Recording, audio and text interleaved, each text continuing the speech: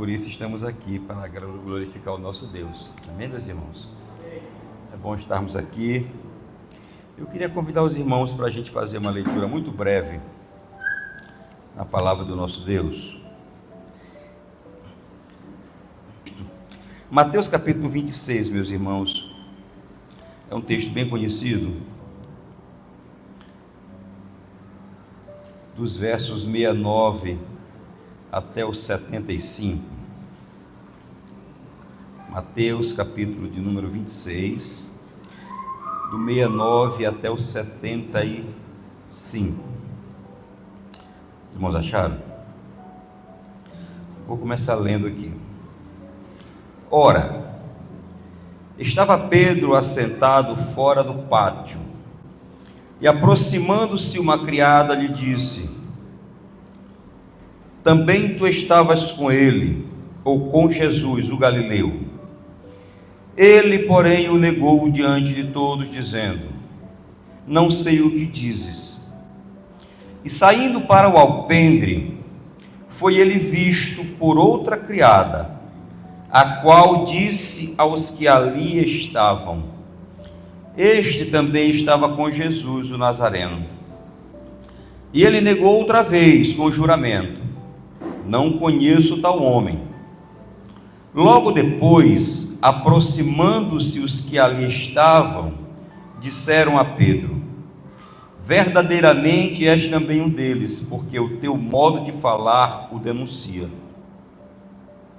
Então começou ele a praguejar e a jurar: não conheço esse homem. Imediatamente cantou o galo. Então Pedro se lembrou da palavra que Jesus lhe dissera: antes que o galo cante, tu me negarás 3 vezes. E saindo dali, chorou amargamente. Amém, meus irmãos? Você pode inclinar a cabeça só mais uma vez para nós orarmos. Senhor, nós viemos para este lugar porque o Senhor nos trouxe. Nós acreditamos que todas as coisas em nossa vida têm no Senhor o seu sim, o seu direcionamento, a sua vontade. Estarmos aqui não é diferente, Senhor. Desde já eu te suplico que o Senhor receba a nossa vinda como um culto, os momentos que passarmos aqui como um culto, mas que graciosamente o Senhor nos agracie com a compreensão deste texto, Senhor. Nos faz entendê-lo. E se o Senhor quiser, assim de uma forma toda especial, falar ao nosso coração, que ele possa estar como terra fértil, Senhor, ávido para receber de Ti a boa semente, e que ela possa frutificar para a glória do Teu nome. Eu te suplico pelos méritos de Cristo, não me deixe atrapalhar o que o Senhor quer dizer para o Teu povo, e não nos deixe estar de ouvidos tapados, para que deixemos passar aquilo que o Senhor quer nos dizer. Em nome de Cristo estamos desde já agradecidos ao Senhor. Amém. Meus irmãos, hoje em dia tem algumas palavras que para nós são muito preciosas, mas que parece que vêm sendo esvaziadas com a maneira como as pessoas têm se referido a elas. Você quer ver uma palavrinha aí? Amor. Se eu perguntasse para vocês o que é que amor significa, eu tenho certeza absoluta que muitos conceitos brotariam aqui, muitas formas de entender esse texto. Outro dia o pastor Vinícius esteve pregando aqui outro dia. O pastor Gutiérrez me pediu para pregar no encontro de casais, e ele estava convidado, por alguma razão ele não podia, ele me pediu para ir.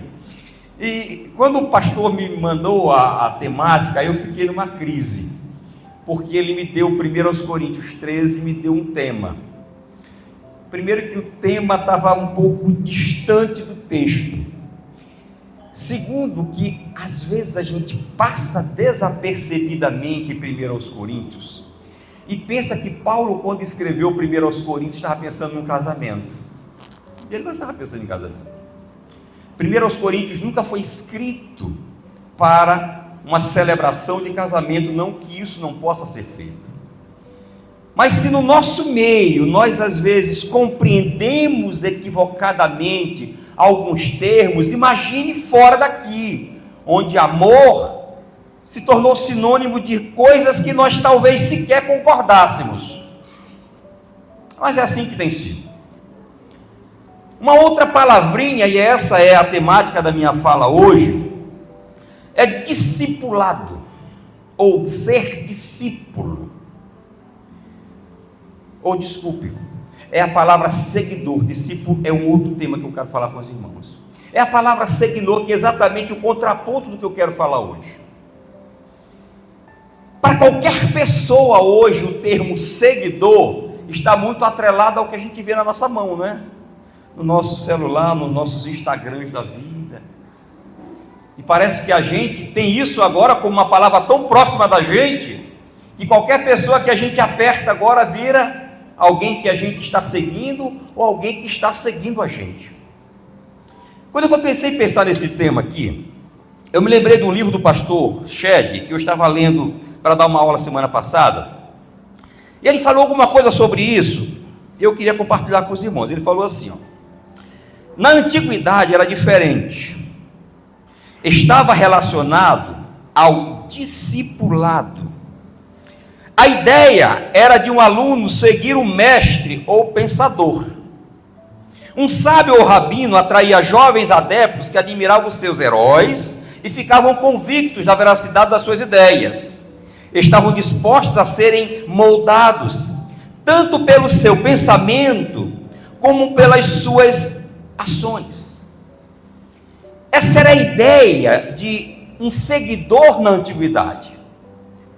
Interessante é que essa ideia é a mesma ideia que os evangelhos apresentam para aqueles que vão seguir a Jesus, aqueles que vão seguir o mestre, para ter nesse mestre a sua inspiração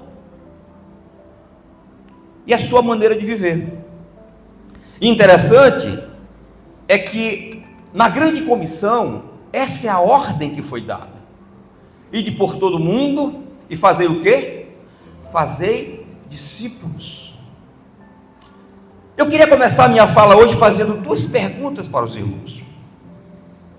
A primeira pergunta é: diante daquilo que nós temos conhecido do Senhor, diante daquilo que a Bíblia nos apresenta e diante daquilo que nós temos experimentado dia após dia,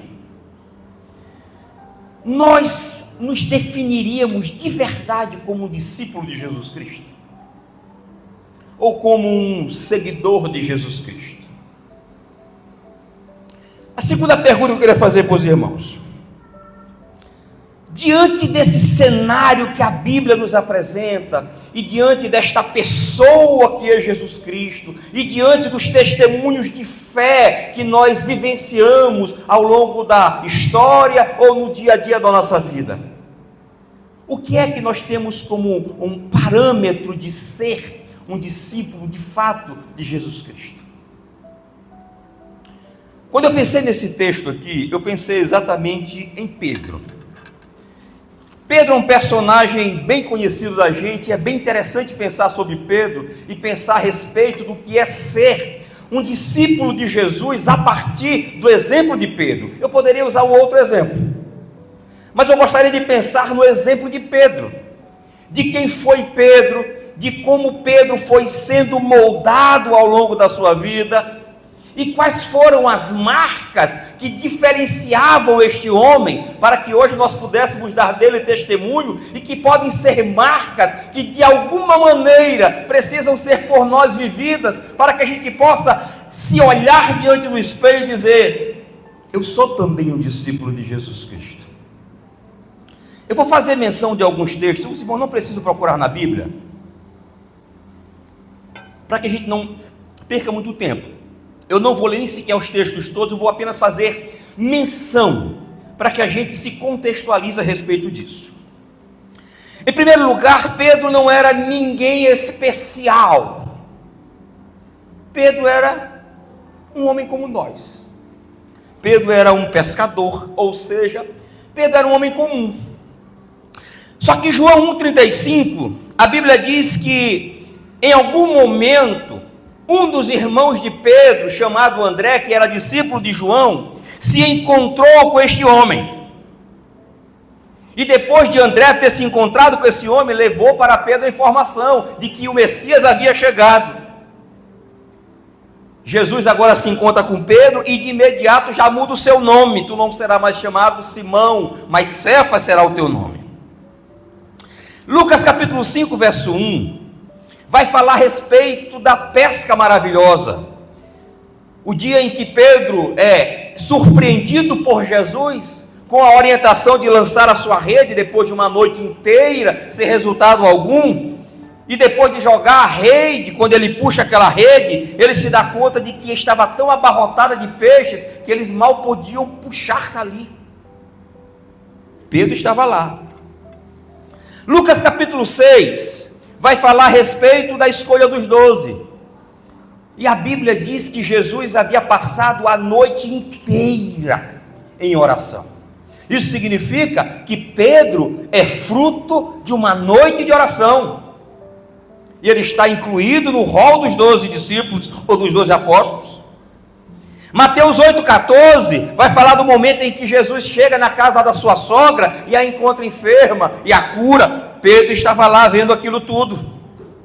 Mateus capítulo 14, verso 22, vai falar aquele que para nós é um dos temas mais conhecidos, o momento em que Jesus aparece à noite para os discípulos, e todos ficam assustados, e aí Pedro pede para que ele fosse até o próprio Cristo, Cristo chama, ele vai lá, mas ele fica com medo, e ele começa a submergir, e Jesus o toma pelas mãos, e Pedro estava lá andando sobre as águas. É interessante isso. Ele pode não ter andado muito, mas ele andou sobre as águas. Mais na frente, no Evangelho de Mateus ainda, capítulo 14 ou capítulo 16, há um texto em que Cristo pergunta aos seus discípulos: afinal de contas, o que é que os homens estão falando de mim? Quem dizem os homens ser o Filho do Homem? E Pedro, de imediato, toma a palavra, diz: olha, alguns dizem que tu é Elias, ou um dos profetas. Mas a pergunta era pessoal. A pergunta é: mas vocês, o que é que vocês dizem a respeito do Filho do Homem? E naquele momento Pedro recebe uma inspiração, o Espírito Santo se apodera dele, e por meio dele diz: tu és o Cristo, o Filho do Deus bendito. E o que é interessante é que logo após esse fato, Jesus começa a falar do seu martírio, da sua paixão. E o mesmo Pedro, que havia dado um testemunho sobrenatural, diz: não, Senhor, de forma alguma, isso jamais vai te acontecer. E aquele Pedro que havia sido elogiado ao ponto de receber as chaves do reino dos céus, houve de Cristo uma represália: para trás de mim, Satanás, porque não discernes as coisas de Deus, mas as coisas dos homens. Isso é Pedro, que vem tendo todas essas experiências ao longo da sua vida. Mas na frente, no capítulo 17, verso 1, Cristo está no monte, ali está a lei e os profetas representados em Moisés e Elias. Pedro, mesmo temendo, fala com o Senhor: eu quero preparar, o Senhor não quer que eu prepare 3 tendas, uma para Elias, outra para Moisés e outra para ti? Ele presencia um ato sobrenatural de Cristo na terra, se transfigurando com a representatividade da lei dos profetas diante de si. Isso é Pedro experimentando isso tudo.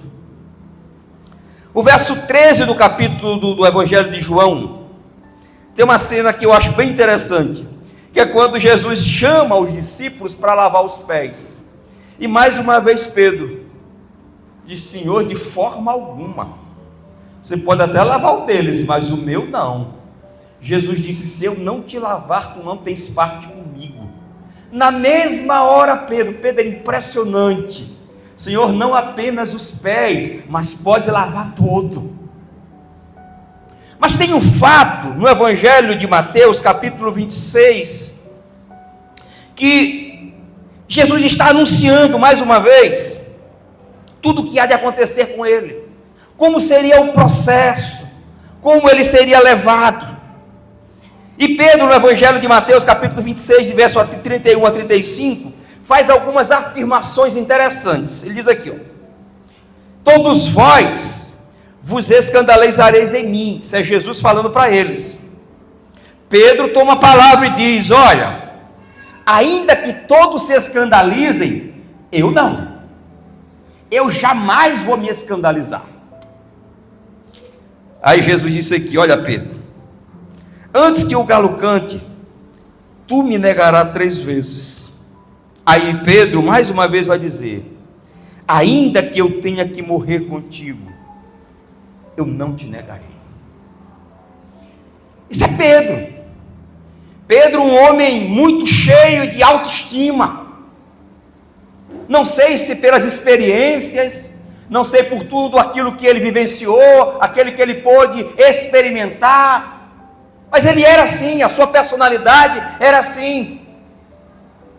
Só que aquilo que o Senhor havia falado aconteceu. Vieram buscá-lo, os algozes vieram prendê-lo. E agora Lucas, no capítulo 22, começa a mostrar um outro cenário, de alguém que nem parece o primeiro, porque o primeiro dizia, ainda que todos te neguem, eu nunca te negarei, e se tiver que morrer contigo, eu vou morrer.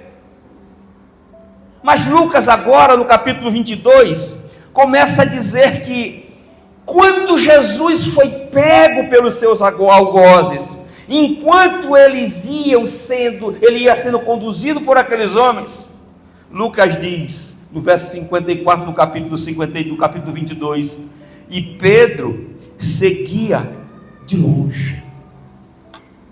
Eu acho muito interessante isso aqui, meus irmãos. Como é que nós conseguimos sair da água para o vinho? Como é que a gente que em dado momento tem um testemunho tão vibrante, tão forte, tão impactante, em dado momento simplesmente começamos a viver de maneira descomprometida? A partir de agora não é mais muito interessante eu me comprometer com ele, porque afinal de contas, tudo aquilo que eu havia falado talvez não fosse tão verdadeiro assim, apesar de que naquele momento ele acreditava. Eu paro para pensar nesses assuntos, meus irmãos, porque eu não acredito em ninguém aqui que seja maior ou melhor do que ninguém. Eu acredito que se tem um elemento que nos nivela nesta vida, é o fato de todos nós sermos filhos de Adão. E sermos filhos de Adão é termos a raiz do pecado também em nós. Porque por um homem entrou o pecado no mundo, com o pecado a morte, por isso todos pecaram. Não há ninguém que se diferencie. E quando eu vejo esses perfis, quando eu vejo a história mirabolante de algumas pessoas, eu sempre fico com a minha pulguinha atrás da orelha. O que é que pode abalar esse castelo tão forte? Porque o Pedro do lado A era um Pedro que talvez dando um testemunho a gente vibrasse por toda a história, por tudo aquilo que ele passou. Mas quando a gente começa a ver que o desenrolar da história tem outras informações, e que talvez esta pessoa que até então me apresentava este perfil quase que imaculado, não é tão imaculado assim, aí eu começo a me identificar com Pedro. E quando eu penso na ideia do discipulado, ou na ideia do discípulo, e eu me pergunto o que de fato é ser um discípulo de Jesus Cristo, talvez alguém pudesse pegar todos esses atributos, todas essas experiências, todas essas histórias vividas e apresentar no seu currículo vitae. Eu sou um discípulo de Jesus, porque olha, tu eu não sei, mas eu andei sobre as águas. Eu não sei a tua experiência de fé, mas eu o vi sendo transfigurado. Eu não sei como foi que ele te chamou, mas ele passou a noite inteira orando, e eu estava incluído nas suas orações. Só que quando eu vou para o lado B, eu começo a ver que as marcas de um discípulo talvez não sejam necessariamente estas marcas que parecem ser gloriosas, porque afinal de contas, elas chamam a atenção. Qualquer um postaria nas suas redes sociais. Isso me fez pensar o que poderia configurar as marcas de alguém que de fato segue a Jesus Cristo. Algumas coisas me vieram à mente.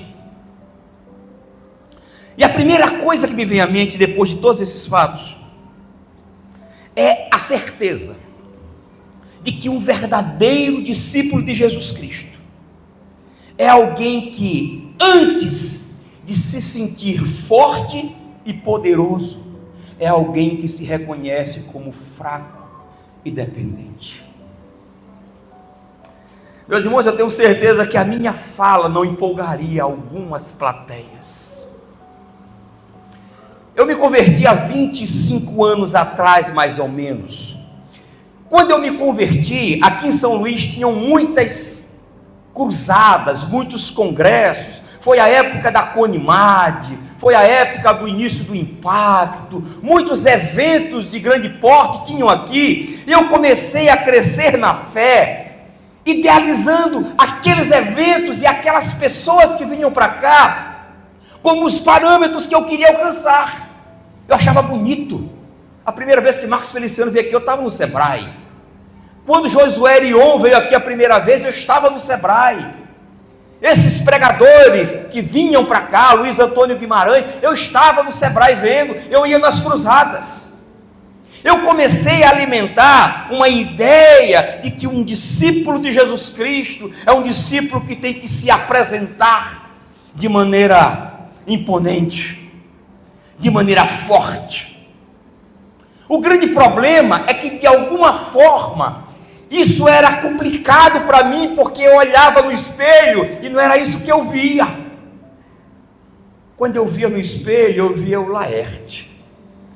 E Laerte não era aquele negócio lá. Um dia eu estava na Cristã Evangélica, visitando a igreja que eu congrego hoje, a Pice, lá da Forquilha.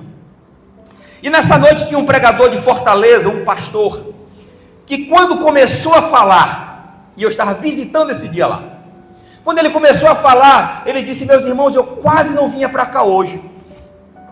E ele começou a contar que ele havia sido usuário de drogas a vida inteira. E nesse processo de uso de drogas, ele ficou depressivo. Mas foi alcançado pelo Evangelho. Mas naquela noite que ele iria estar lá pregando, antes de sair do hotel, lhe sobreveio uma crise depressiva. E ele disse: eu quase não vinha para cá hoje. Meus irmãos, quando Deus quer falar com a gente, Ele não precisa de um texto longo ou de uma pregação de 1h30. Naquele momento Deus falou comigo, e eu disse: eu sou esse cara. Esse cara que tem essas fraquezas sou eu. Eu não sou aquilo que eu idealizei nos outros. Eu sou esse cara que tem fraquezas, e eu tenho que aprender a viver com as minhas fraquezas e não me envergonhar delas. Eu estou falando isso para os irmãos, porque eu sei que às vezes nós temos a tendência de nos inibirmos em função das nossas limitações, das nossas faltas, dos nossos defeitos. E a gente fica idealizando um Deus que parece que, se eu não tiver aquele perfil, se eu não tiver aquela oratória, se eu não tiver aquele jeito de falar, se eu não tiver aquele jeito de me apresentar, eu não posso ser muito útil. E Deus não nos olha como nós às vezes queremos nos ver. E nós que somos discípulos de Cristo, não podemos desconsiderar o fato de que as fraquezas que em nós habitam podem ser as grandes ferramentas que Deus vai usar para que a nossa vida possa ter um testemunho que de fato exalte a pessoa de Jesus Cristo. Paulo, escrevendo aos Romanos capítulo 7, ele fala um texto que às vezes a gente tenta maquiar a interpretação desse texto, mas ele é fácil de entender. Paulo diz assim, ó: porque eu sei que em mim, isto é, na minha carne, não habita bem algum, e com efeito o querer não está em mim, mas não consigo realizar o bem, porque não faço o bem que quero, mas o mal que não quero esse faço. Miserável homem que sou, quem me livrará do corpo desta morte? Meus irmãos, o dia que eu entendi isso aqui, eu descobri que não tem ninguém melhor do que eu, e que eu não sou melhor do que ninguém, porque a natureza do Adão nos faz ser assim. Nós somos esses seres que vamos lutar para fazer o bem, vamos lutar para ser melhores, mas vamos lutar a vida inteira com algo que nos limita, a presença do pecado em nós. Porque apesar do pecado não ter mais poder sobre nós, ele ainda nos influencia, porque ele ainda nos habita. E Paulo sentia isso quando queria fazer o bem e não conseguia, ou tinha dificuldades em fazer, mas quando percebia que o mal fluía, e isso às vezes me faz, diante do meu Deus, me sentir humilhado. Como que eu queria tanto acertar, mas eu tenho uma facilidade tão grande em errar. Mas Paulo, escrevendo aos Coríntios, ele me faz ver que isso não é um problema em si, pelo contrário. Quando Paulo se viu aperreado com um espinho na sua carne, ele disse que ele orou por 3 vezes ao Senhor, e quando Deus lhe respondeu, a resposta foi: Paulo, a minha graça te basta, porque o meu poder, Paulo, se aperfeiçoa, não é quando você está forte, o meu poder se aperfeiçoa é quando você está fraco. Aí quando Paulo compreendeu essa chave, ele disse: pelo que sinto prazer nas fraquezas, nas injúrias, nas necessidades, nas perseguições, nas angústias, por amor de Cristo, porque quando sou fraco, é aí que eu sou forte. Eu não sei qual é a experiência de fé que você tem, mas os meus melhores momentos em oração são os dias mais difíceis que eu estou atravessando na minha vida. Porque parece que quando está tudo indo bem, a gente se acha bom o bastante para orar pouco, mas quando as coisas começam a ficar difíceis, a gente vai se humilhando, e quando a gente se humilha, Deus começa a se engrandecer em nós. Você sabe por quê? Porque diz a Bíblia que o vaso é de barro. Você sabe por que o vaso tem que ser de barro? Para que a excelência do poder seja de Deus. Deus é engrandecido quando a nossa fraqueza aflora, e em aflorando a nossa fraqueza, há a dependência, e quando há a dependência, a busca, e quando a busca, a manifestação, e quando a manifestação, a glória. Mas isso só acontece com aqueles que se reconhecem assim. Eu estou falando isso para os irmãos, porque nós estamos vivendo uma época de um triunfalismo religioso, onde as pessoas se envaidecem, se arvoram, como se o fato de serem crentes nascidos de novo, desse a elas uma superioridade diante dos outros. Não é assim. Um dia uma irmã muito querida, ela já descansa no Senhor, eu tinha um respeito muito grande por essa irmã, pela idade dela, porque eu sei que ela orou muito por mim. Mas um dia a gente estava no aniversário, e a gente começou a conversar, e eu disse: minha irmã, eu me sinto como aquele servo inútil da parábola, porque mesmo que eu faça tudo, eu não fiz nada além da minha obrigação. Na mesma hora ela me repreendeu, ela disse: de forma nenhuma, você é filho do rei. Eu não contra-argumentei pelo respeito à idade da irmã e pela fé da irmã, mas nós somos como aquele servo, sim, meus irmãos, que quando fazemos tudo o que temos para fazer, nós ainda somos servos inúteis, porque a gente não vai além do que deveria ter feito. Sabe por quê? Porque em nós habita a limitação, em nós habita a fraqueza. E em habitando a limitação, habitando a fraqueza, o vaso se manifesta como sendo o que é, um vaso de barro. Aí sim, se manifesta o poder de Deus por meio das nossas vidas. A gente não esqueça isso. Deus muitas das vezes vai nos usar, não com testemunhos triunfais. Deus um dia falou comigo de uma forma muito especial, na visita a uma senhora que precisava de uma cesta básica, e aí a gente foi levar uma cesta básica para ela, e essa irmã estava tão feliz, ela dizia: eu quero viver, porque o meu Jesus morreu para que eu tivesse vida, e aquilo foi me empolgando, e eu que estava muito cheio de mim mesmo, levando uma cesta básica, e orando por aquela irmã, quando fui orar de novo, disse: minha irmã, eu queria lhe dizer que eu tinha achado que tinha vindo lhe trazer alguma coisa, eu vim apenas receber de Deus alegria e razão de viver, de ver alguém com tantas limitações, tão feliz servindo ao Senhor, e a gente às vezes se sentindo tão acima da média, porque o poder de Deus se manifesta na nossa fraqueza. O verdadeiro discípulo de Cristo, que não entende isso, e Pedro estava precisando entender isso, eu vou mostrar isso para os irmãos no final da minha fala. Pedro precisava entender isso. Eu fico imaginando o que Pedro teria sido se não tivesse tido essas experiências de escada abaixo, porque as experiências de escada acima ele vinha tendo até então, e agora começou as experiências de escada abaixo. Em segundo lugar, meus irmãos, um discípulo verdadeiro de Jesus Cristo, ele pode até estar por alguma razão desligado das coisas de Deus, mas em algum momento o galo pode cantar e ele vai ouvir. O texto que nós lemos, do versículos 74 e 75, vai dizer: então começou ele a praguejar e a jurar: não conheço esse homem. Imediatamente cantou o galo. Então Pedro se lembrou da palavra que Jesus lhe dissera: antes que o galo cante, tu me negarás 3 vezes. E saindo dali, chorou amargamente.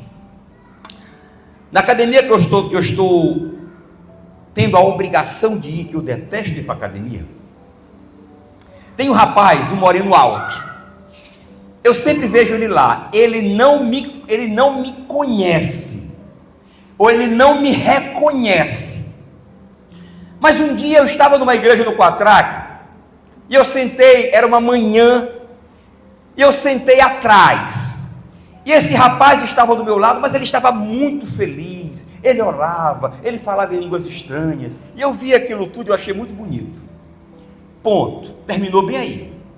Passaram-se alguns meses ou poucos anos, um dia eu estava passando no Quatraque num carro, e esse rapaz vem agora em minha direção. Ele estava drogado, com um relógio muito bonito na mão. Ele chegou para mim, e eu no carro, e me ofereceu de supetão o relógio, se eu não queria comprar esse relógio, e de imediato eu me lembrei dele. Quando eu olhei para ele, eu disse: isto aqui não é para você, Deus tem coisa melhor para você. Meus irmãos, na mesma hora, ele tomou um susto, ele parou, baixou a cabeça como se fosse chorar, ele não disse uma palavra, ele apenas deu meia volta, se retirou e foi embora. O que eu posso afirmar para os irmãos é que esse rapaz já voltou para a igreja. Eu não sei se foi nesse momento, mas eu posso afirmar uma coisa: nesse momento, quando eu falei aquilo para ele, eu tenho certeza absoluta que alguma coisa ele entendeu. Porque quando o Espírito Santo fala com a gente sabe que ele falou com a gente. Porque Pedro, mesmo agora estando ladeira abaixo, tendo que se deparar com as suas limitações e com as suas fraquezas, que talvez até então ele sequer quisesse reconhecer que tinha, quando o galo canta, ele se lembra daquilo que um dia ele havia ouvido, e a Bíblia diz que ele chorou amargamente. Mas tem um outro ponto que eu acho interessante, é que aquele que se julga um discípulo de Cristo e quer ser um discípulo verdadeiro, ele ainda tem quebrantamento, meus irmãos. Vocês já pararam para pensar que o que Pedro fez não foi muito diferente do que o que Judas fez?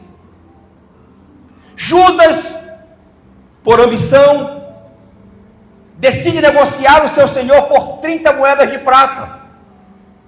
Ele vai lá e consuma.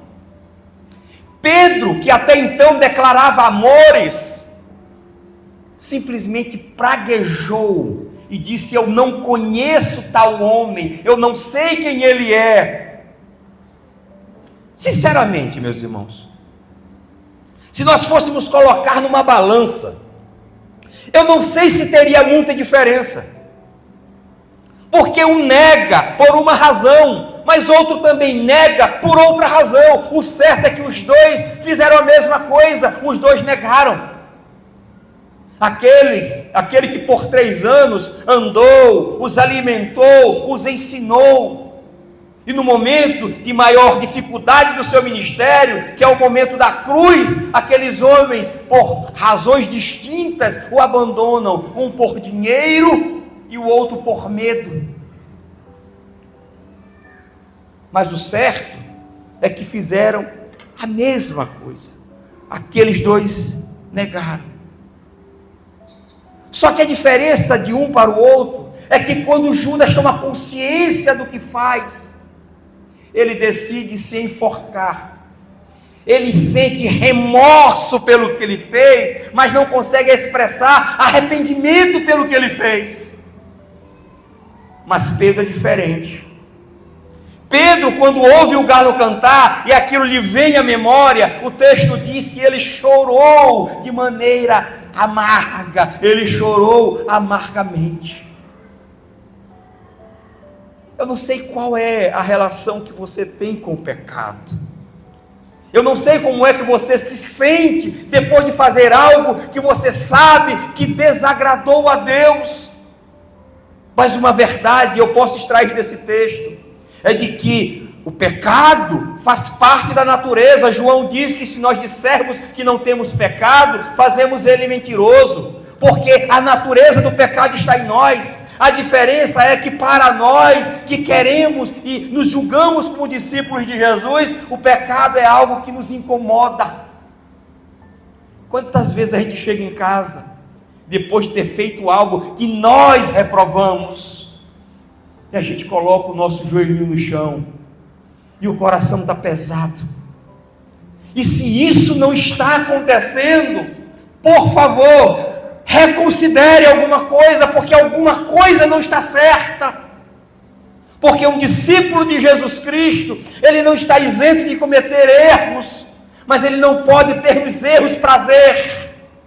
O pecado precisa de alguma maneira fazer com que o nosso coração esteja incomodado.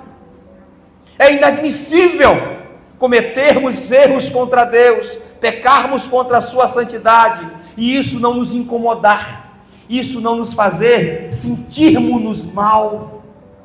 Você pode dizer qualquer coisa de Pedro: olha, Pedro, você foi um cara não legal, você foi um cara ruim, você não poderia ter feito o que você fez. Mas você não pode dizer: olha, Pedro, depois que ouviu, não se arrependeu. Ele não apenas se arrependeu, mas o texto diz que ele chorou amargamente. O discípulo de Cristo é aquele que reconhece suas fraquezas, é aquele que ainda ouve a voz, é aquele que, quando ao ouvir a voz, ainda tem sentimentos, alguma coisa ainda está falando dentro do seu coração. Mas há um texto em João, capítulo de número 21, a partir do verso 15, que me faz ter uma visão de Pedro assim, muito interessante. Diz assim, ó: depois de terem comido, perguntou Jesus a Simão Pedro: Simão, filho de João, ama-me mais do que estes outros? Ele respondeu: sim, Senhor, tu sabes que te amo. Ele lhe disse: apacenta os meus cordeiros. Tornou a perguntar-lhe pela segunda vez: Simão, filho de João, tu me amas? Ele respondeu: sim, Senhor, tu sabes que eu te amo. Disse-lhe Jesus: pastorei as minhas ovelhas. Pela terceira vez João lhe perguntou: Simão, filho de João, tu me amas? Pedro entristeceu-se por ele ter lhe dito pela terceira vez: tu me amas? E respondeu-lhe: Senhor, tu sabes todas as coisas, tu sabes que eu te amo. Jesus lhe disse: apacenta as minhas ovelhas. Esse texto está num contexto muito parecido do que eu falei para os irmãos no começo, porque no começo há uma pesca maravilhosa, e que em acontecendo a pesca, houve um temor muito grande. Depois da ressurreição de Jesus, o evento se repete, novamente uma pesca, com grandes peixes sendo pescados. O temor se apodera daqueles homens, agora eles vão para a praia comer aquele peixe. Não esqueça que tinha sido dito para Pedro, que antes que o galo cantasse, ele negaria 3 vezes. Não esqueça que Pedro havia dito: ainda que todos me neguem, eu jamais vou te negar. Agora chegou a hora do papo reto, chegou a hora do cara a cara. Jesus aparece e começa a conversar com Pedro, e começa a interrogá-lo. A Bíblia, meus irmãos, os irmãos sabem que não foi escrita em português, tá? Grego, hebraico e aramaico. No grego, a palavra amor tem 4 sentidos, pelo menos dentro dos textos bíblicos: ágape, filéu, estorgê e... qual é a outra? Ágape, filéu, estorgê e eros. Aqui está tendo um diálogo. Na nossa Bíblia está escrita em português. Isso faz toda a diferença para a gente não entender o que está aqui. Eu vou explicar isso para os irmãos. No original não está assim, ou está assim com outro sentido. Esta conversa bem aqui é o seguinte: quando a conversa começa, Jesus faz uma pergunta para Pedro: Pedro, tu me amas? No original está escrito: Pedro, tu me ágape? Não esqueça que ágape é o amor que nós definimos como amor divino, ou amor sacrificial. Eros é o amor relacional entre marido e esposa.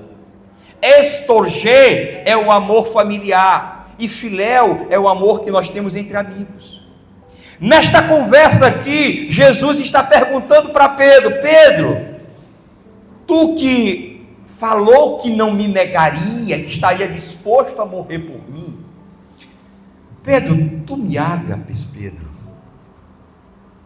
Ou seja, Pedro, tu me amas ao ponto de morrer por mim? Aí Pedro vai responder. No original está assim: Senhor, eu te amo. Pedro está dizendo o seguinte aqui: Senhor, eu te filéu. Eu não te amo ao ponto de morrer por ti. Eu te amo como um amigo ama outro amigo. Jesus não ficou satisfeito, ele tornou a fazer a pergunta: Pedro, tu me ágape, Pedro, tu me amas ao ponto de morrer por mim? Aí Pedro mais uma vez diz: Senhor, eu te filéu. Eu te amo, mas eu te amo é como um amigo ama outro amigo. Aí Jesus agora faz uma outra pergunta para Pedro: Pedro, tu me filéu? Tu quer me dizer que tu, que vinha falando que estava disposto a morrer por mim, e que se todos me negassem, tu não faria isso? Tu está me dizendo que tu me amas como se ama um amigo? Aí Pedro continuou dizendo: Senhor, tu sabes de todas as coisas, tu sabes que eu te filéu. Meus irmãos, o dia que eu ouvi isso pela primeira vez, para mim foi um choque. Porque nós, quando oramos a Deus, nós confundimos esses conceitos de amor. Amor para nós é só uma coisa, é só um sentimento. Só que na mentalidade desses homens, amor tinha suas categorias. Ele poderia se relacionar ao amor pela minha esposa, pelos meus filhos, pelos meus amigos, ou por Deus, ou esse amor sacrificial de Deus. E o que Pedro está testemunhando aqui para Jesus é: eu te amo, Senhor, mas eu não te amo da forma como o Senhor queria que eu te amasse. E nós que nos identificamos como discípulos de Jesus Cristo, se Jesus nesse exato momento chegasse aqui, de frente com você, é Ele em você, e te perguntasse: ô João, tu me ama ao ponto de morrer por mim? Irmão, o que você responderia? Você estaria disposto a expressar esse amor de maneira a que a tua vida só tivesse sentido se fosse por causa dele? E uma coisa que eu aprendo em Pedro como discípulo de Jesus Cristo é que ele reconhecia as suas fraquezas, e nós precisamos reconhecê-las todos os dias. É que Pedro estava de ouvidos atentos, ele ainda ouvia, o seu coração ainda ardia.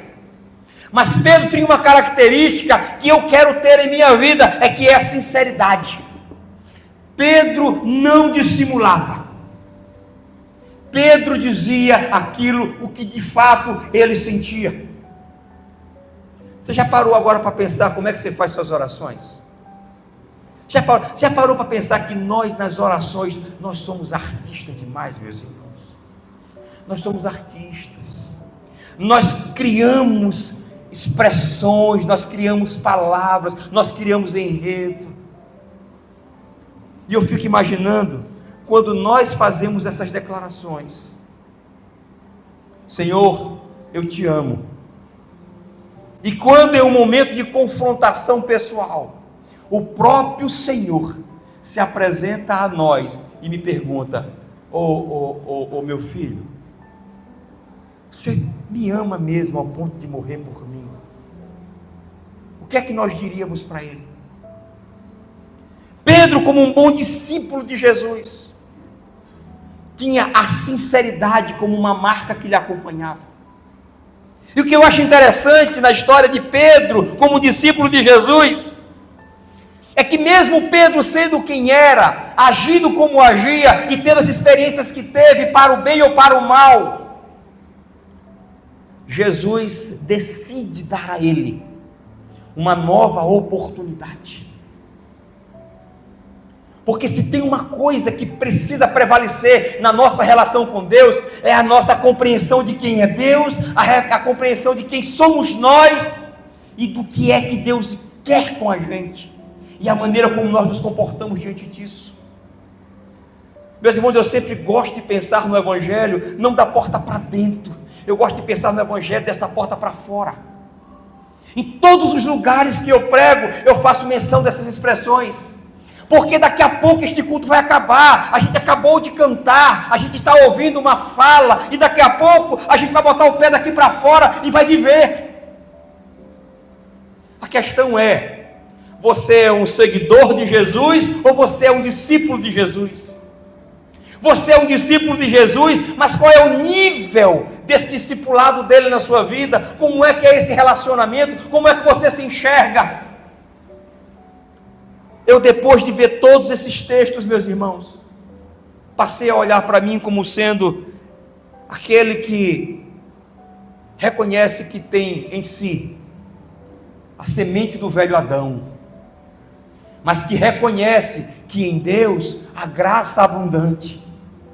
Aquele que reconhece que erra naturalmente, mas aquele que reconhece que tem um Senhor que está ao seu lado, porque essa é a promessa: estarei com vocês para todos os dias me ajudar a caminhar mais. Aquele que, reconhecendo os erros que eu tenho, tem a consciência de que há um Deus que também sabe dos meus erros, e que eu não posso encobertá-los. Pelo contrário, eu tenho que todos os dias fazer menção, todos os dias confessar os meus erros, todos os dias confessar os meus pecados, todos os dias confessar a minha dependência por Ele. e receber dele todos os dias essa força para caminhar mais um passo, essa força para permanecer firmes, convictos na esperança da redenção eterna. Eu gosto muito de uma expressão que Tiago usa, se referindo a Elias. Tiago diz assim: Elias era um homem como nós. Às vezes a gente olha os personagens da Bíblia e a gente tem a tendência de se inspirar nos sucessos, nos êxitos, nas respostas positivas que eles deram. Eu, de um tempo para cá, passei a olhar aonde foi que esses homens erraram. Porque foi que Davi foi um homem segundo o coração de Deus? Se ele fez coisas que você sequer gostaria de mencionar, mas a Bíblia diz que ele era um homem segundo o coração de Deus. Esses homens não eram melhor do que nós em nada. Eles eram, segundo Tiago diz, homem como nós, sujeitos às mesmas fraquezas. Isso significa que nós não estamos isentos de pecar, nós não estamos isentos de errar, nós não estamos isentos de falhar, mas nós não podemos abrir mão de reconhecer os nossos erros e nos prostrarmos diante do Senhor todos os dias, pedindo a Ele graça e misericórdia. Ai de nós se não for ao Senhor, ai de nós se não for a sua mão, ai de nós se não fossem as suas misericórdias que se renovam todos os dias. É assim que eu quero me olhar no espelho todos os dias, meus irmãos. No dia em que aquele homem pregou e me disse aquilo que ele estava enfrentando, eu me dei conta, eu sou esse homem. Eu não sou aqueles caras que eu achava bonito e queria ser. Eu sou como esse homem. Eu sou como você. E eu sei que você não é muito diferente de mim. Às vezes a gente olha um homem no púlpito e a gente imagina, ele é um bom pregador, ele ora bonito. Mas eu tenho uma casa, meus irmãos. Eu tenho um casamento, eu tenho uma família, eu tenho um trabalho. Quando eu sair daqui, eu vou ter tentações do jeitinho de vocês. Mas o desejo do meu coração para mim e para você é que nós permaneçamos firmes como verdadeiros discípulos de Jesus Cristo, que não se gloriam na força do seu braço, mas que se gloriam em dependerem do Deus que lhes dá força para caminhar mais um passo, para seguir mais um dia, na dependência dEle. Ai de nós! Jeremias diria que ai do homem que confia no homem, e ali não tem a ver com confiar no outro homem, ali tem a ver com confiar na sua própria força. Nós estamos aqui porque confiamos na força do Senhor, e ai de nós se não for a Ele. Que essas sejam as marcas que nos acompanhem, daqueles que de fato amam a Jesus, seguem a Jesus e dependem de Jesus Cristo. Amém, meus irmãos? Nós podemos orar só mais uma vez. Querido Deus, louvado seja o Teu nome, Senhor. Louvado seja o Teu nome, porque quando o Senhor escolheu apóstolos, discípulos para andarem contigo, para serem os Teus discípulos aqui nesta terra, o Senhor não escolheu as pessoas mais cultas, o Senhor não escolheu as pessoas mais ricas, o Senhor não escolheu as pessoas mais influentes, o Senhor buscou pessoas simples, cheias de defeitos, cheias de problemas, e esses homens, diz a Tua palavra, foram os homens que alcançaram o mundo da época deles. E eu tenho certeza absoluta, Senhor, que eles só fizeram isso exatamente porque eles não tinham por que confiar em si mesmos, mas eles confiavam no Senhor. E como é fácil, Senhor, às vezes nós queremos confiar em nós mesmos. A estética, a oratória, dinheiro, as posições, mas que o Senhor nos dê a clareza, Senhor, nos dê o direcionamento correto do que é que de fato é determinante na vida daqueles que professam fé em Jesus Cristo, Teu Filho, que não necessariamente são essas virtudes tão destacadas. mas que às vezes são exatamente as limitações que nos impõem tanta dificuldade, Senhor. E eu tenho a certeza absoluta que eu estou diante de homens e de mulheres assim, Senhor, que têm lutas diárias, que talvez estejam enfrentando dificuldades na saúde, nas finanças, no casamento, nos relacionamentos com os filhos. É esse o teu povo que está aqui hoje, Senhor. Nós temos dificuldades como qualquer pessoa desta porta para fora, mas uma coisa nós queremos ter o nosso coração tomado da tua presença, Senhor. Nós queremos que o amor que nós professamos seja um amor sincero e verdadeiro, que ultrapasse o amor que um amigo tem por outro amigo, mas que o amor que nós sintamos pelo Senhor seja o amor mais perfeito do mundo, ao ponto da nossa vida só ter sentido se for para vivê-lo para a glória do teu nome. Ajuda-nos, Senhor, ajuda-nos a ser esse povo dependente de ti. Tira de nós esse coração triunfalista, tira de nós esse coração independente do Senhor. Tira de nós esse coração que se sente autossuficiente por qualquer razão que seja. Dá-nos um coração mais dependente de ti, Senhor. Dá-nos um coração mais dependente de ti, Senhor. Dá-nos um coração que reconhece quem de fato nós somos. Vasos de barros, para que a excelência do poder sempre seja tua.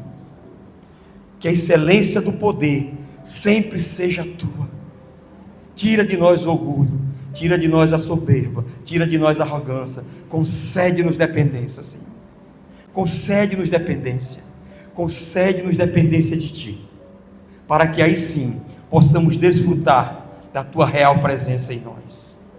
Pedro teve todas essas experiências, mas Pedro se encontrou quando diante de ti reconheceu quem de fato ele era, um pecador necessitado da tua graça, e que recebeu de ti uma nova oportunidade, e que assim o Senhor faça conosco todos os dias, para que possamos, ao sair por estas portas, ser seres humanos, mas seres humanos que exalam a presença do Rei, que exalam o bom perfume de Cristo, que dão um bom testemunho do Evangelho, que depende desta graça bendita para alcançar vidas.